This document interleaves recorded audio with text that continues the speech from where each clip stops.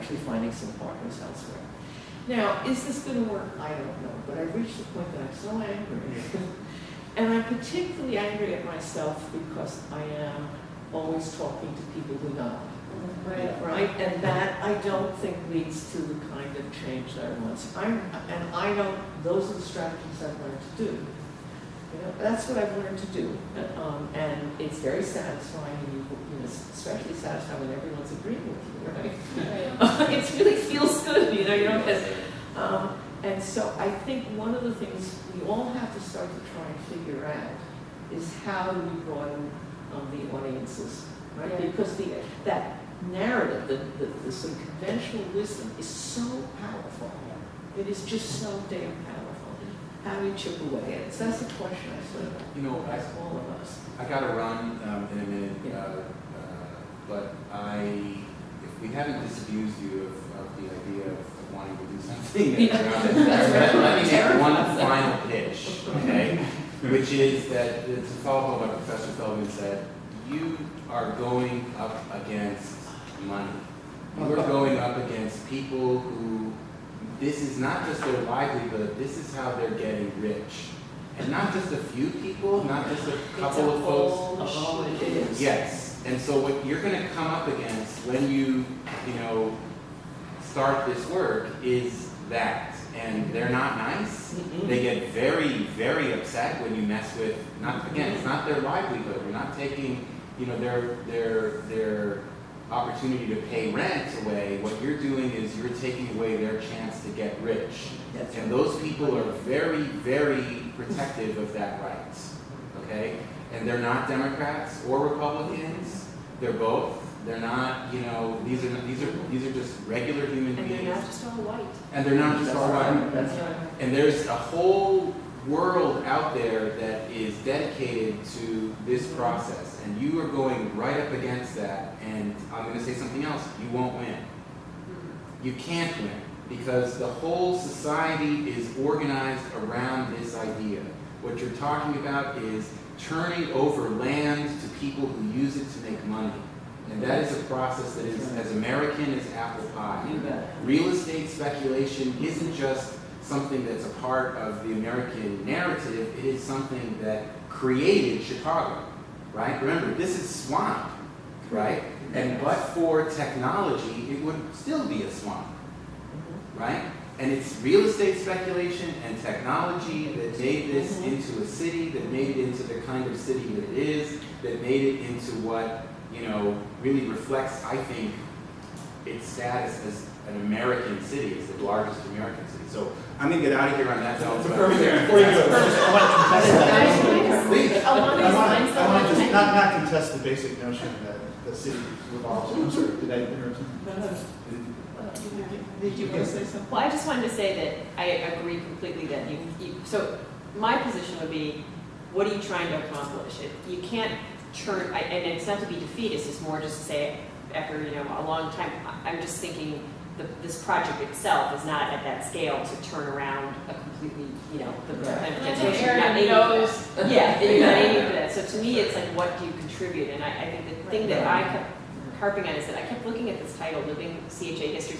No offense to history, but I don't like that term because I feel like that sounds like it's dead. It's Right. But the living part is really cool, and it gets back to this point that there's a lot of people still in public housing, and I think that's a big myth that needs to be dispelled. That public housing is gone in Chicago. It is not gone, and I think also is that the strength that I see in the current resident leadership, which by the way those resident leaders have been there for a long time. It's just how they're galvanized and working together now that's really powerful. They're older and more experienced. Yeah, and they've got a lot of wisdom and a lot of experience and a lot of guts and a lot of actually optimism. I think that's the thing too.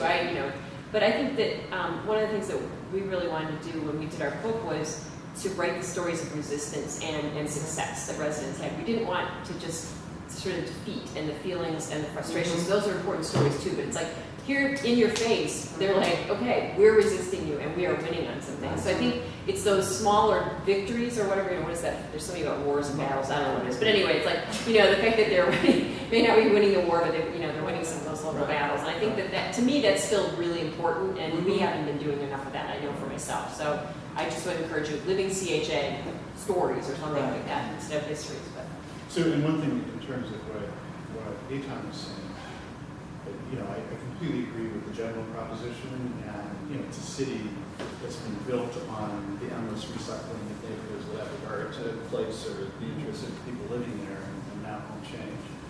This is a very interesting moment, though. And I think one of the dangers always, when you've been in the trenches a long time, as we have, and you kind of go from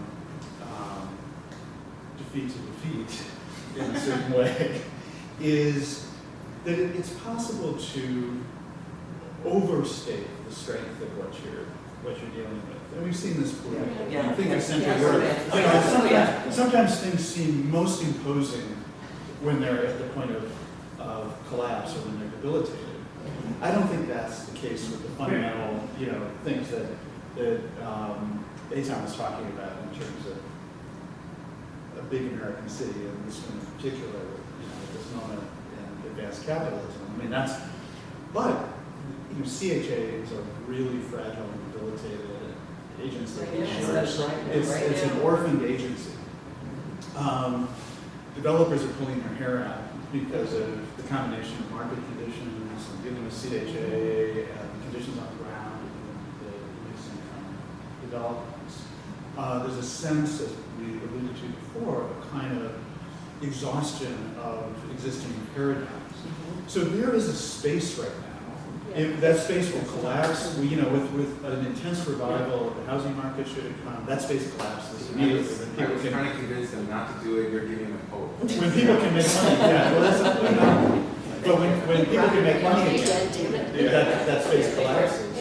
But that space exists for the moment, and it's an extended, we're talking years, not months. There is a space that exists. And so thinking strategically about how, and not being, being cautioned by what we're saying, but not discouraged or misreading circumstances as if there's just this huge, endless juggernaut coming at you. That's not the case right now. They're in a pickle. And sure, we have the risk of losing the land to private market. Yeah, they have 400, I got the number from CHA, it's something like 430 acres of land created by demolition that's currently vacant in the central city. I want to just give one other reason to talk about residential autobiographies, so biographies of facts of resistance, which is probably the way I would talk about it. When I wrote a book, I wound up with Susan, and it was my idea to call it The Dignity of Resistance. And the reason for that is what I learned from the people that I was working with. That obviously it was important to win these modest, and they're really modest, but when they add up, they're not so modest. Okay, but each small one is quite modest. The win is not the only thing. Part of it is sustaining your own sense of self and dignity in a situation. And I think you can tell those kinds of stories in a way that kind of goes out, gives a sense of humanity to these stories of such hard, real oppression, and the pushing back against it. And I use those stories really effectively with students, much more effectively than giving them statistical stories or land grab stories. Honest to God, if I get the stories of the people, it grabs their attention. And it also, again, is important to the people. So I think if we go back to the small scale, because we've been talking, oh my God, what are we going to do? Right? Even the small scale is an important act, especially in having you represent the stories. It's interesting. I think this is a complimentary point. It hadn't occurred to me before, to the point about small acts of resistance, holding on to one's dignity in the midst of these oppressive conditions. And maybe this also figures in Audrey's work. I think we all get recruited a bit too much into talking about all this in the context of social policy, as opposed to people's individual adventures, fateful and mysterious, and matters of character and luck, and just what happens. in life that are not all governed by policy. You know, so I've often thought of the plan for transformation as sort of bureaucratic equivalent of a flood or a tornado hitting the town. Yeah. Well, we have a lot of sociological literature about that. When that happens to a town, some people are catapulted out of their routines. They exceed their expectations. They discover themselves in the midst of travail. Their lives are never the same. They move, you know, and there have been people who, I mean, I've known them from drug dealers to grandmothers and everything in between in public housing, whose lives are better right now. Yeah. That is, and CHA will sometimes deploy, you know, a narrative like that to suggest that's a story about individual character and luck and timing, and you want to be sensitive to that in your way of telling. And you know, when a flood or hurricane, lots of people drown. You know, a certain number of people are impervious to experience, and it doesn't affect them at all in any community. Well, just go to New Orleans. So you have that sense I mean, of individuality. Well, as you were talking, I'm thinking, I mean, you guys, I don't know, I feel like it's fun for me because I love area and I love these scholars and these activists and being around them, and so it's because there's not much time, right? We've got about 10 minutes. I think you guys probably got a sense of what we can't do, or what would be a misuse of the area's resources and abilities. But maybe also, as we've been talking, I've been thinking that area comes up twice a year. The next issue is housing, broadly defined.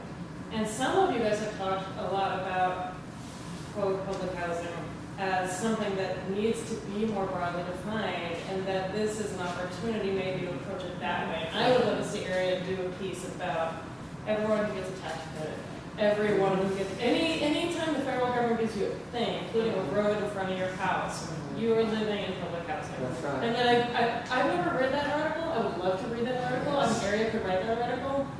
That's one thing that occurred to me.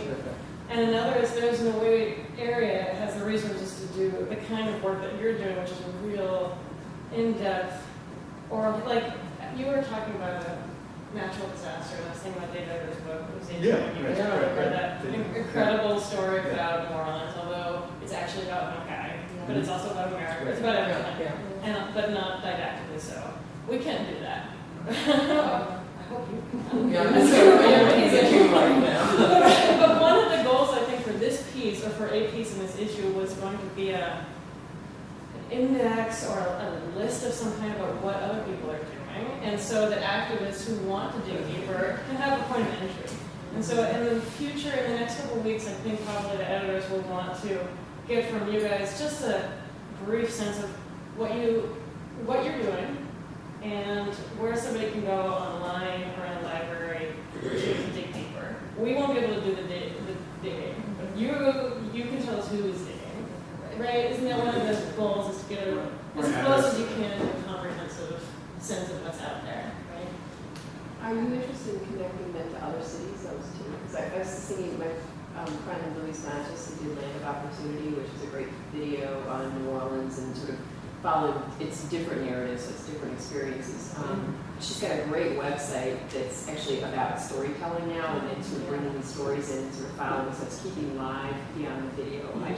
I was in conversation with her before this, and I was just thinking there's a lot of, she's trying to figure out how to connect to Chicago and other cities right now in terms of this larger project. It's not just public housing, it's really in the broader sense of the, as she said, land of opportunity coming to a city near you. I mean, she's like saying, just because New Orleans had a flood, the kind of things, the kind of reactions, the results of that, the flood was the catalyst, but the reactions, so she captures both the way residents in public housing in different neighborhoods reacted, and some of the success and the failures and the frustrations, but also it's like, this is just how it plays out in New Orleans, but this can happen anywhere. I think that it would be great to be in touch with that person. It may not make sense for this index that you guys want to put together, but area's got another issue coming around the corner, and it would make sense.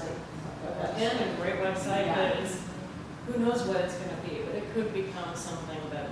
See, that to me is like that's creating that resource, so it's that what people can come to and what people will go to. I mean, I hate to say it, but people are Googling and you come up, fabulous, you know, but that's, I mean, that's how people are finding things now, right? And Yeah. so those are the people that, they may not be in our same camp, but they are coming, they're looking for information because they're doing a research project or Yeah. something, and so they're gonna come to this, so. And that's how, that was the point of origin for this meetup actually, was to Yeah. think about creating a page, a chapter, of just an index. Mhm. And of, I think it's oral histories, but anything personal. And I think it's, you know, I think Narrative. it's, and maybe oral history again is too narrow of a Yeah. frame. If you think about the work we've described, Yeah. I think it's really, the category in my mind is sort of local knowledge. I mean, that there are things that people know on the ground that it's important for other people to know, that can be accessed in different ways. I mean, Janet's statistics are one way of that. Yeah. They're,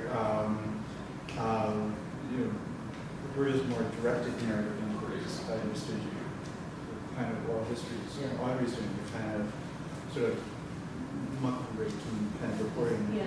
that I was doing, but what they have in common is the resident's perspective and taking it really seriously in a way that the city and HUD and developers and a set of interests have not, as having a bearing on this discourse.